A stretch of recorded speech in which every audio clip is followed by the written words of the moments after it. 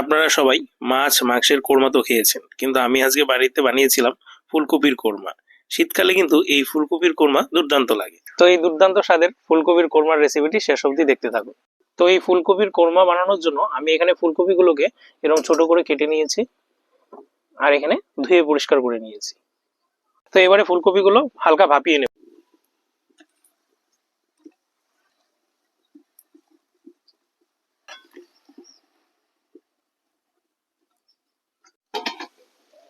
ফুলকপি 2 মিনিট ভাপিয়ে নিয়েছি, এবার নামিয়ে নেব।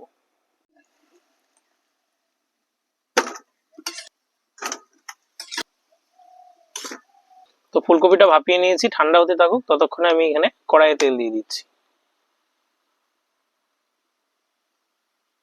তেল গরম হয়ে গেছে, এবারে একটু পেঁয়াজ বেরেস্তা করে নেব।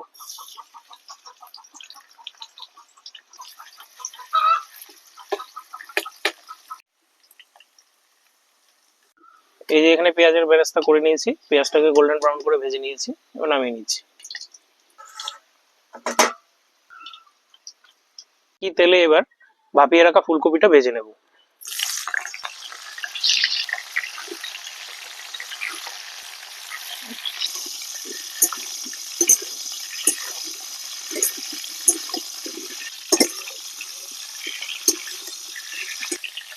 ফুলকপি এখানে হালকা ভেজে নিয়েছি 2-3 মিনিট, এবারে নামিয়ে নেব।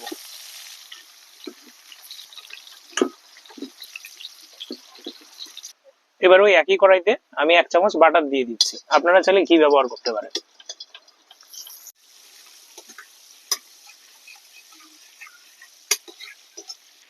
এবারে ফোড়নে দারচিনি এবং এলাচ দিয়ে দিচ্ছি, সাথে তেজপাতা দিয়ে দেবো ফোড়নে।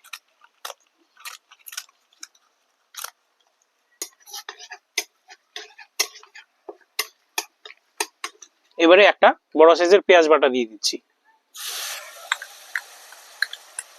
এবারে পেঁয়াজ বাটাটাকে গোল্ডেন ব্রাউন অবধি ভেজে নেব।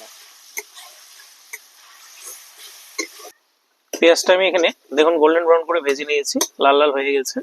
এবারে আদা রসুন বাটা দিয়ে দেব, আদা রসুন বাটা, সাথে দুটো কাঁচা লঙ্কা বাটাও দিয়ে দিচ্ছি। এবার আদা রসুনের কাঁচা গন্ধ যাওয়া অবধি ভেজে নেব।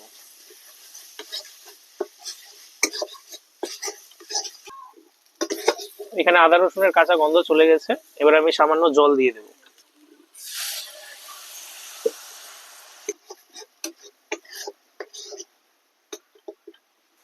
এবারে আমি এখানে কাজু বাটা দিয়ে দেব। কাজু বাটার বাটিটা ধুয়ে সামান্য জল দিয়ে দিচ্ছি। এবারে আমি এখানে 1/2 চামচ লঙ্কার গুঁড়া, 1/2 চামচ ধনিয়া গুঁড়ো এবং 1/2 চামচেরও কম জিরে গুঁড়া ব্যবহার করছি।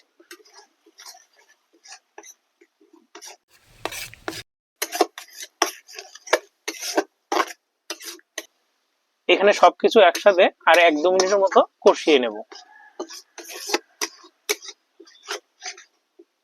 এবার দেখুন এই মশলাটা থেকে তেল ছাড়তে শুরু করেছে, এই যে দেখুন সাইডে মাঝে এরকম তেল ছাড়তে শুরু করেছে। এবারে আমি ভেজে রাখা ফুলকপিগুলো দিয়ে দেবো।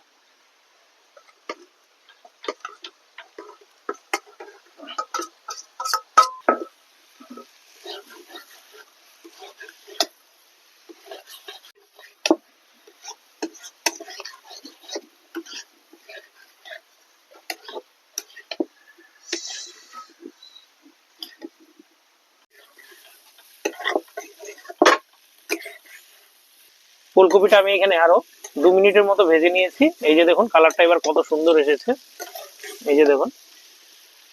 তো এবারে আমি দুধ দিয়ে দেব।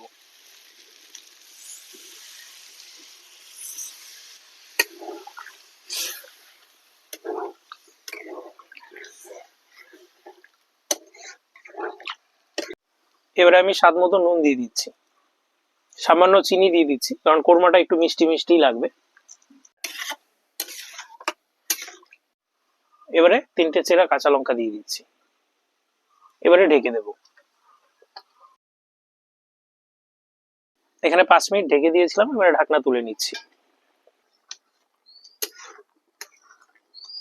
এবারে দেখুন কোরমার দুধটা ফুটে গিয়ে অনেকটা ঠিক হয়ে গেছে, এই যে দেখুন। এবারে আমি পেঁয়াজের যে বেরেস্তাটা করে রেখেছিলাম সেটা দিয়ে দেব।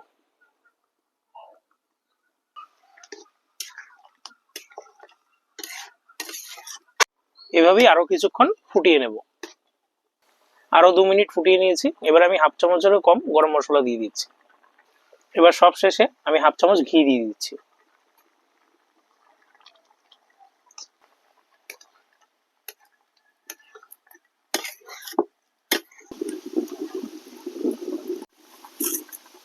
তো আমাদের ফুলকপির কোরমা একদম রেডি, এবারে নামিয়ে নেব। এই যে দেখুন আমাদের ফুলকপির কোরমা একদম রেডি। এই কোরমা কিন্তু রুটি বা পরোটার সাথে কিংবা ফ্রাইড রাইস বা পোলাওয়ের সাথে কিন্তু দুর্দান্ত লাগবে খেতে। আর আপনাদের এই কোরমার রেসিপি কেমন লাগলো অবশ্যই জানাবেন।